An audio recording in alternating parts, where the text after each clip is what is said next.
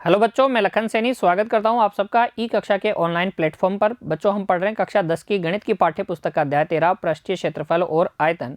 आज भाग 19 में हम हल करेंगे हमारी पाठ्य पुस्तक की प्रश्नावली 13.5 की प्रश्न संख्या 3 से 4 तक। हमेशा की तरह आप अपनी नोटबुक और पेन तैयार रखेंगे। बच्चों, हर एक प्रश्न के हल को ध्यान से समझते हुए नोट करेंगे और बाद में बिना देखे एक बार फिर से हल करेंगे। देखिए, प्रश्न संख्या 3,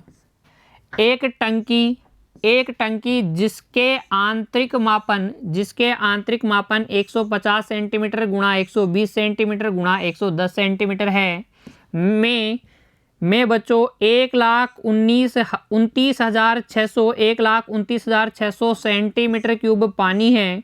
इस पानी में कुछ छिद्र वाली ईंटें तब तक डाली जाती हैं जब तक कि टंकी पूरी ऊपर तक भर न जाए। प्रत्येक ईंट अपने आयतन का 1/17 पानी सोख लेती है। यदि प्रत्येक ईंट की माप 22.5 सेंटीमीटर गुणा 7.5 सेंटीमीटर गुणा 6.5 सेंटीमीटर है तो टंकी में कुल कितनी ईंटें डाली जा सकती हैं ताकि उसमें से पानी बाहर न बहे। इस प्रश्न को पढ़ते ही हमें कौवे वाली कहानी याद आ गई होगी बच्चों, घड़े में कंकर डालने वाली। देखो क्या है, एक टंकी है जिसमें कुछ पानी पहले से है। टंकी की जो माप है बच्चों वो है 150 सेंटीमीटर गुणा 120 सेंटीमीटर गुणा 110 सेंटीमीटर। इस प्रकार की जो टंकी है बच्चों, ये किसके आकार की होगी? घनाभाकार। ये जो घनाभाकार टंकी है इसमें पहले से पानी है कितना? 1,29,600 सेंटीमीटर क्यूब। ये पानी इसमें से पहले से ही है। इसमें कुछ स्थान खाली भी है, ये पूरी तरीके से भरी हुई नहीं है। फिर हमने क्या किया, इसको पूरी भरने के लिए इसमें छिद्र वाली ईंटें डालना चालू किया। और ईंट की जो माप है, हर एक ईंट की माप हमें दे रखी है 22.5 सेंटीमीटर गुणा 7.5 सेंटीमीटर गुणा 6.5 सेंटीमीटर। इस प्रकार वाली ईंटें हमने इस टंकी में डालना प्रारंभ किया। इन ईंटों की एक खासियत है बच्चों, ये ईंटें क्या हैं? छिद्र वाली हैं। छिद्र वाली होने का मतलब इन ईंटों के अंदर स्थान है। जब इन ईंटों को पानी में डाला जाएगा, टंकी के पानी में डाला जाएगा, तो ये अपने आयतन का 1/17 भाग अपने अंदर सोख लेगी। यानी कि जब आप ईंट को टंकी में डालोगे तो ईंट अपने आयतन के बराबर स्थान नहीं घेरेगी, उसमें से वो 1/17 स्थान कम घेरेगी। क्यों कम घेरेगी, इस बात को समझिए भाई। पानी अंदर चला जाएगा ना ईंट के, जब पानी ईंट के अंदर चला जाएगा तो ईंट ने वो पानी वाला स्थान नहीं घेरा है। अब आपको बताना है कि कितनी ईंटें डाली जा सकती हैं कि पानी टंकी से बाहर ना आए और टंकी पूरी भर जाए। तो देखिए हम क्या करेंगे, आइडिया समझिए। पहले हम वो खाली जगह पता कर लेंगे जिसको हमें भरना है। वो खाली स्थान हम पता कर लेंगे, उस खाली स्थान का आयतन हम पता कर लेंगे जो हमें भरना है ईंटें डाल के। और हम ज्ञात करेंगे एक ईंट कितना स्थान भरेगी। अब मैंने आपको बताया एक ईंट कितना स्थान भरेगी, उसका आयतन के बराबर स्थान भरना चाहिए उसको। लेकिन ये जो ईंटें हैं बच्चों, कमाल की ईंटें हैं, ये पानी सोख लेती हैं, छिद्र वाली ईंटें हैं, तो ये अपने आयतन के बराबर स्थान नहीं घेरती है।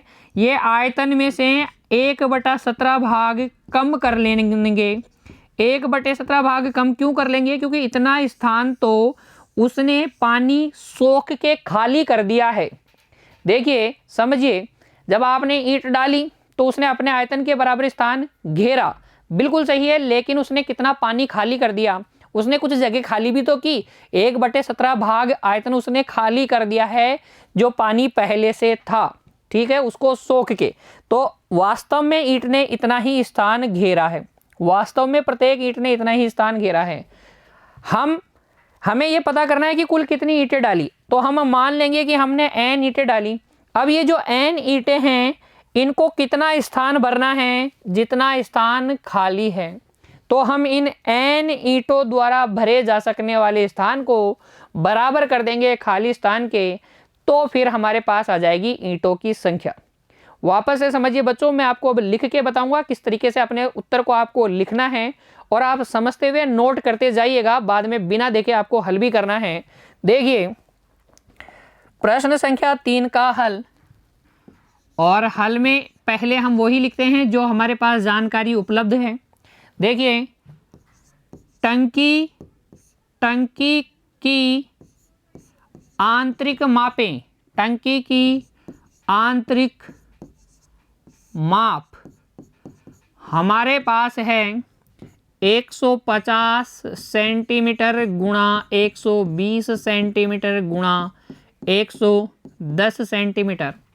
टंकी कैसी हो गई? घनाभ के आकार की हो गई। तो यहाँ से हम निकाल सकते हैं टंकी में आने वाले या आ सकने वाले पानी का आयतन, टंकी में कितना पानी आ सकता है वो हो जाएगा लंबाई गुणा चौड़ाई गुणा ऊंचाई के, क्योंकि टंकी घनाभाकार है। 150 गुणा 120 गुणा 110 सेंटीमीटर क्यूब, ये क्या आ जाएगा? टंकी में पानी का आयतन। सबको गुणा कर लीजिए बच्चों। देखिए 150 को 120 से गुणा करेंगे तो 0 0 15 दूनी 30 की 0, 15 दूनी 30 की 0 हासिल 3, 15 एकम 15 और 3 18। अभी गुणा करना है 110 से, तो ये आपके पास आ जाने वाला है 0 0 0 0, 4 0 के बाद में देखो 18 एकम 18 हासिल 1, 18 एकम 18 और 1 19, तो ये आएगा 19,80,000 सेंटीमीटर क्यूब। इतना पानी आ सकता है टंकी के अंदर। टंकी के अंदर पहले से कितना पानी है? पहले से पानी है 1,29,600 सेंटीमीटर क्यूब। तो हम लिखेंगे क्योंकि टंकी में उपस्थित पानी का आयतन, टंकी में उपस्थित पानी जो पहले से मौजूद पानी है उसका आयतन है 1,29,600 सेंटीमीटर क्यूब। 1,29,600 सेंटीमीटर क्यूब पानी पहले से है। तो अब हम ज्ञात कर सकते हैं कि टंकी में कितना स्थान खाली है। तो यहाँ से आप ज्ञात कर सकते हैं टंकी में खाली स्थान जिसे हमें ईंटों द्वारा भरना है, जिसे ईंटों द्वारा भरा जाना है का आयतन, टंकी में खाली स्थान का आयतन देखिए ये हो जाएगा 19,80,000 centimetre cube minus 1,29,600 centimetre cube. घटा लेंगे तो ये आपके पास आएगा 18,50,400 सेंटीमीटर क्यूब। कितना आ जाएगा? 18,50,400 सेंटीमीटर क्यूब। यहाँ तक तो कोई दिक्कत नहीं है। इतने स्थान को हमें भरना है ईंटों द्वारा। अब पहले हम ये पता करेंगे कि एक ईंट कितना स्थान भरती है। तो उसके लिए देखो, क्योंकि एक ईंट की माप हमारे पास है 22.5 सेंटीमीटर गुणा 7.5 सेंटीमीटर गुणा 6.5 सेंटीमीटर। अतः प्रत्येक ईंट का आयतन, अब ईंट भी कैसी है? घनाभ के आकार की है। आयतन हो जाएगा लंबाई गुणा चौड़ाई गुणा ऊंचाई, गुणा कर लीजिए 22.5 गुणा 7.5 गुणा 6.5, इतना सेंटीमीटर क्यूब क्या है? प्रत्येक ईंट का आयतन है। ध्यान दीजिएगा, गुणा करेंगे ध्यान से। 22.5 को पहले गुणा कर लेता हूँ 7.5 से, ये आ जाएगा 5 पचम 25 हासिल 2, 5 दूनी 10 और 2 12 की, 2 हासिल 1, 5 दूनी 10 और 1 11। देखिए 5 का पढ़ा 5 बार बोलेंगे 25 आएगा, हासिल 2 आएगी, 5 का पढ़ा 2 बार बोलेंगे 10 आएगा, 10 में 2 जोड़ेंगे 12, हासिल 1, 5 दूनी 10 और 1 11। अब आप गुणा कीजिए 7 से, 7 पंजे 35 की 5, हासिल 3, 7 दूनी 14 और 3 17 की 7, हासिल 1, 7 दूनी 14 और 1 15। जोड़ेंगे तो 5 7 8 6 1, 2 अंक छोड़ के दशमलव लगा देंगे, 168.75 आएगा। इसको गुणा करना है 6.5 से, तो 6.5 से गुणा करेंगे। देखिए पचम 25 हासिल 2, 5 सत्ते 35 और 2 37, हासिल 3, 5 8 40 और 3 43, हासिल 4, 5 31 और 4 34, हासिल 3, 5 एकम 5 और 3 8।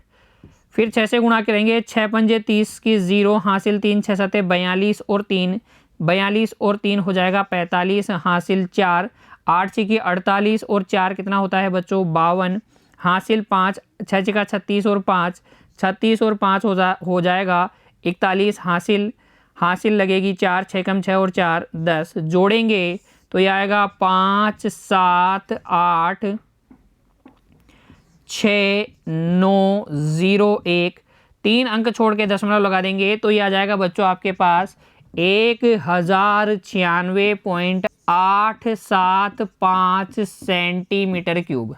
हर एक ईंट का आयतन आ गया 1096.875 सेंटीमीटर क्यूब। हर एक ईंट को इतना स्थान घेरना चाहिए, लेकिन ये इतना स्थान घेरती नहीं है बच्चों, क्योंकि ये 1/17 भाग, अपने आयतन का 1/17 भाग पानी सोख भी लेती है। तो हम लिखेंगे क्योंकि प्रत्येक ईंट अपने आयतन का 1/17 भाग पानी सोख लेती है।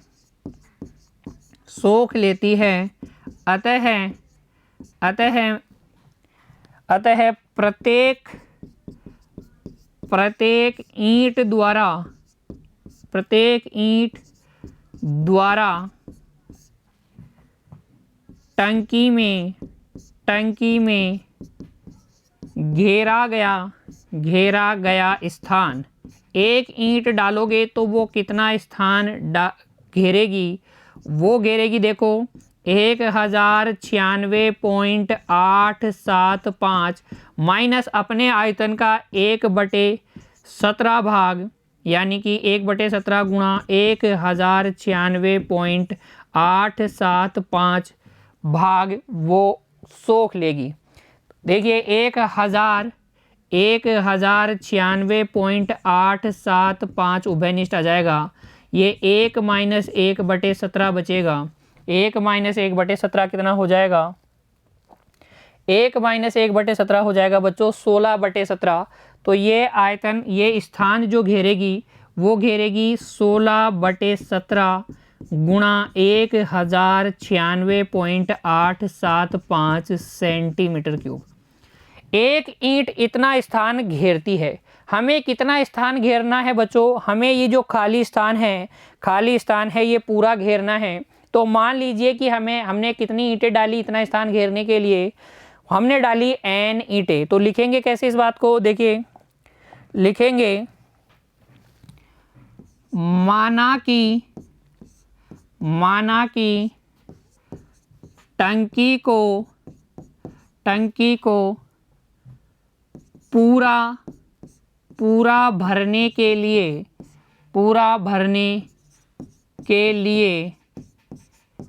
n ईंटें डाली जाती हैं,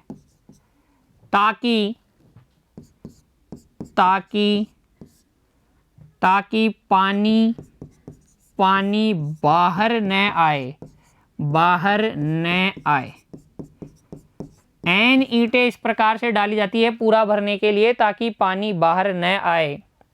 अतः हम लिख सकते हैं n ईंटों द्वारा n ईंटों द्वारा घेरा गया स्थान, यहाँ से हम लिख सकते हैं n ईंटों द्वारा घेरा गया स्थान किसके बराबर होगा, जितना जितना टंकी में खाली स्थान है। तो n ईंटों द्वारा घेरा गया स्थान बराबर है टंकी में खाली स्थान का आयतन, खाली स्थान का आयतन।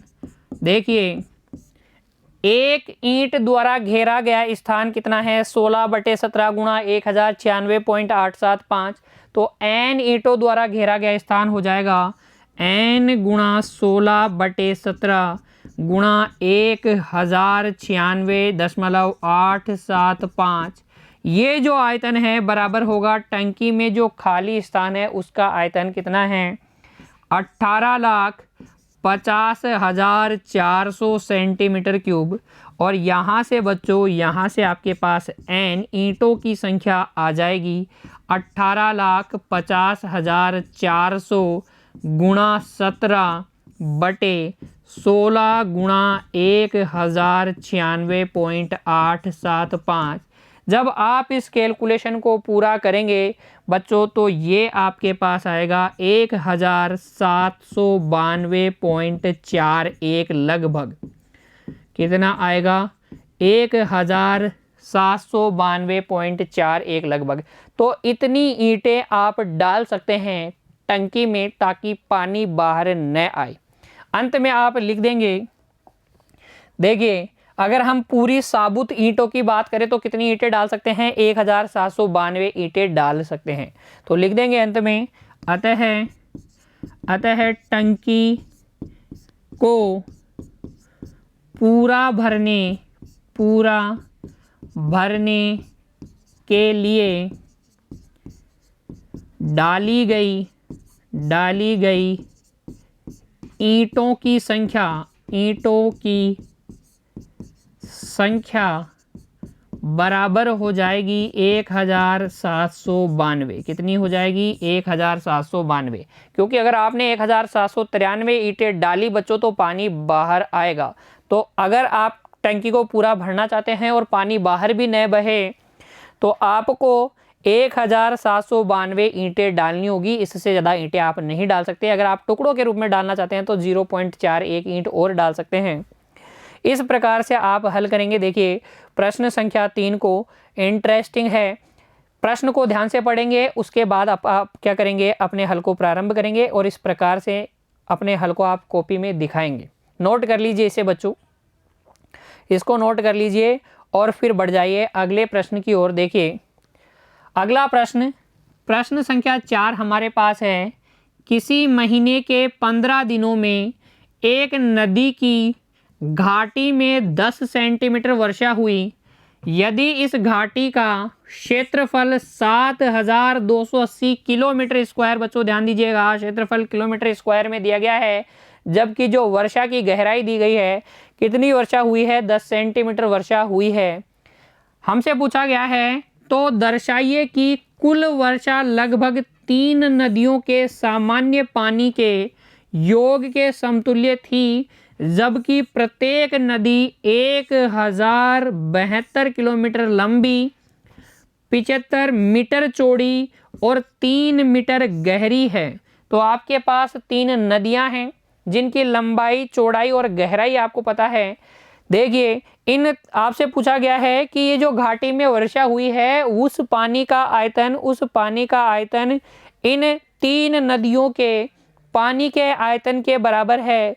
देखिए दर्शाना है कुल वर्षा लगभग 3 नदियों के सामान्य पानी के योग के समतुल्य थी। तो मतलब इन 3 नदियों में जितना पानी है ना, उतना ही पानी कहाँ हुआ है, घाटी में नदी की घाटी में वर्षा हुई है। अब देखिए घाटी में आप क्या करेंगे, पहले घाटी में पानी का आयतन निकालेंगे। कैसे, घाटी के क्षेत्रफल को गुणा कर देंगे जितनी गहराई पानी की वर्षा हुई है। तो कितनी गहराई में वर्षा हुई है, 10 सेंटीमीटर तक हुई है। तो इन दोनों को जब आप गुणा करेंगे तो घाटी में पानी का आयतन आ जाएगा। और नदी की लंबाई, चौड़ाई, ऊंचाई आपको दी गई है, यानी नदी को आपको एक घनाभ के आकार मानना है और फिर इस नदी में पानी का आयतन ज्ञात करना है। कैसे, लंबाई गुणा चौड़ाई गुणा ऊंचाई। ऐसी 3 नदियों के पानी का जब आप आयतन ज्ञात करेंगे तो आप देखेंगे कि आयतन लगभग इस घाटी में जो पानी है, वर्षा का जो पानी है उसके आयतन के बराबर ही है। यही आपको दर्शाना है बच्चों। प्रश्न संख्या 4 की कहानी आपको समझ में आई क्या? देख लीजिए, आप ध्यान से पढ़ लीजिए, फिर समझने का प्रयास कीजिएगा, मेरे साथ हल कीजिए बच्चों। सबसे पहले प्रश्न संख्या 4 के हल में हम घाटी में जो वर्षा हुई है उस पानी का आयतन ज्ञात करेंगे। देखिए, लिखेंगे घाटी का क्षेत्रफल। घाटी का क्षेत्रफल हमारे पास है, घाटी का क्षेत्रफल हमारे पास है 7280 किलोमीटर स्क्वायर। 7280 किलोमीटर स्क्वायर हम लिख सकते हैं 7280 गुणा 1000 गुणा 1000 मीटर स्क्वायर। दोनों किलोमीटर को मैंने किस में बदल दिया? मीटर में। 1 किलोमीटर में कितना मीटर होता है? 1000 मीटर होता है। तो ये यहाँ से हो जाएगा बच्चों 7.28 गुणा 10 की घात 9 मीटर स्क्वायर। कितना हो जाएगा क्षेत्रफल? 7.28 गुणा 10 की घात 9। देखिए 1 2 3 4 5 6 तो 0 और 3 दशमलव हमने यहाँ छोड़े हैं, तो 1 2 3 ये 6 और 3 कितना हो गया? 9। 10 की घात कितनी हो जाएगी? 9 हो जाएगी। 7.28 गुणा 10 की घात 9 मीटर स्क्वायर क्या है? घाटी का क्षेत्रफल है। क्योंकि वर्षा की गहराई या ऊंचाई, आप कह सकते हैं गहराई या ऊंचाई है 10 सेंटीमीटर, यानी कि 10/100 मीटर, जिसे हम बोलेंगे 1/10 मीटर। अतः नदी की घाटी में वर्षा के पानी की मात्रा या पानी का आयतन वो हो जाएगा बच्चों घाटी का क्षेत्रफल गुणा गहराई गुणा पानी की गहराई। पानी की गहराई, कितनी गहराई तक पानी वर्षा है बच्चों? देखिए घाटी का क्षेत्रफल है 7.28 गुणा 10 की घात 9 और पानी की गहराई है 1/10, तो ये हो जाएगा 7.28 गुणा 10 की घात 8 मीटर क्यूब। ये पानी का आयतन हो जाएगा जो कि नदी की घाटी में वर्षा है। यहाँ तक की कहानी क्लियर? समझिए बच्चों, नदी घाटी का क्षेत्रफल आपको किलोमीटर स्क्वायर में दिया गया था, उसको हमने बदल दिया मीटर स्क्वायर में। पानी की वर्षा की जो गहराई है, वर्षा के पानी की जो गहराई है वो है 10 सेंटीमीटर या 1/10 मीटर। आप निकाल लेंगे नदी की घाटी में वर्षा के पानी का आयतन कैसे? नदी घाटी के क्षेत्रफल को गुणा कर देंगे पानी की गहराई से, वर्षा के पानी की गहराई से, तो ये आ जाएगा 7.28 गुणा 10 की घात 8 मीटर क्यूब। हमें दर्शाना है ये पानी की जो मात्रा है ये 3 नदियों के पानी के समतुल्य है। तो अब उन 3 नदियों का पानी की मात्रा भी हम ज्ञात कर लेते हैं। देखिए, लिखेंगे क्योंकि प्रत्येक नदी के लिए लंबाई है 1072 किलोमीटर या 1072 गुणा 1000 मीटर, जिसको आप लिख सकते हैं 1.072 गुणा 10 की घात कितनी बच्चों? 3 और 3 6, 10 की घात 6 मीटर। तो लंबाई इतनी है। चौड़ाई कितनी है? प्रत्येक नदी की चौड़ाई है, देखिए प्रत्येक नदी की चौड़ाई प्रश्न में देखिए बच्चों कितनी है? 75 मीटर। प्रत्येक नदी की चौड़ाई है 75 मीटर तथा गहराई है बच्चों 3 मीटर। 3 मीटर गहराई है। अतः प्रत्येक नदी में हम ज्ञात कर लेंगे, प्रत्येक नदी में पानी की मात्रा, प्रत्येक नदी में पानी की मात्रा वो हो जाएगी नदी की लंबाई गुणा चौड़ाई गुणा ऊंचाई। 1.072 गुणा 10 की घात 6 गुणा 75 गुणा 3।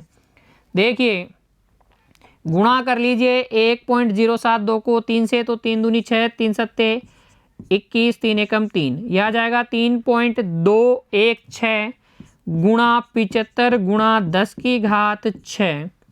गुणा कीजिए, देखिए 3.216 को 75 से गुणा कीजिए, 5 के 30 की 0, 5 का 30 की 0 हासिल 3, 5 कम 5 और 3 8, 5 दूनी 10 की 0 हासिल 1, 5 या 15 और 1 16, 6 7 42 की 2 हासिल 4, 7 एकम 7 और 4 11 की 1 हासिल 1, 7 दूनी 14 और 1 15 की 5 हासिल 1, 7 या 21 और 1 22, यह आ जाएगा 0, 8 और 2 10 की 0 हासिल 1 2, 5 और 6 11 की 1 हासिल 1, 2 और 2 4 और ये 2, 3 अंक छोड़ के दशमलव लगा देंगे तो ये आने वाला है बच्चों आपके पास 2.412 गुणा 10 की घात देखिए कितना, यहाँ से यहाँ दशमलव लगाया तो 10 की घात 8, 10 की घात 8 मीटर क्यूब।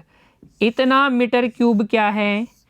प्रत्येक नदी में पानी का आयतन है। एक नदी में कितना है? 2.412 गुणा 10 की घात 8 मीटर क्यूब। ध्यान दीजिएगा ये 241.2 आया था, मैंने पॉइंट को इधर सरका दिया तो ये हो जाएगा 2.412 गुणा 10 की घात 2।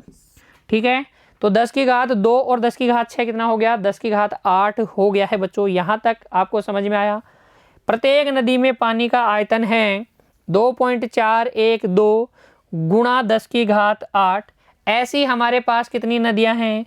3 नदियां हैं। तीनों नदियों में पानी का आयतन यहाँ से इसी प्रकार की 3 नदियों में कुल पानी का आयतन, तो हम गुणा कर लेंगे इस आयतन को 3 से, तो ये हो जाएगा 3 गुणा 2.412 गुणा 10 की घात 8। ये आ जाएगा बच्चों, देखिए 3 दूनी 6, 3 एकम 3, 3 चौक 12 की 2 हासिल 1, 3 दूनी 6 और 1 7, 7.236 गुणा 10 की घात 8 मीटर क्यूब। अब दोनों में घाटी में पानी का आयतन देखिए और तीनों नदियों में पानी का आयतन देखिए बच्चों। घाटी में था 7.28 गुणा 10 की घात 8 और यहाँ पर कितना है? 7.236 गुणा 10 की घात 8। तो अगर हम बात करें एग्जैक्ट बराबर है क्या, तो बिल्कुल एग्जैक्ट तो पानी का आयतन बराबर नहीं है, लेकिन लगभग हम कह सकते हैं कि नदी की घाटी में जो वर्षा हुई है उस पानी का आयतन और तीनों नदियों का जो आयतन है, तीनों नदियों में जो पानी का आयतन है बच्चों वो लगभग बराबर है। तो लिख देंगे इस बात को। अतः तीनों नदियों में पानी का आयतन, तीनों नदियों में पानी का आयतन लगभग नदी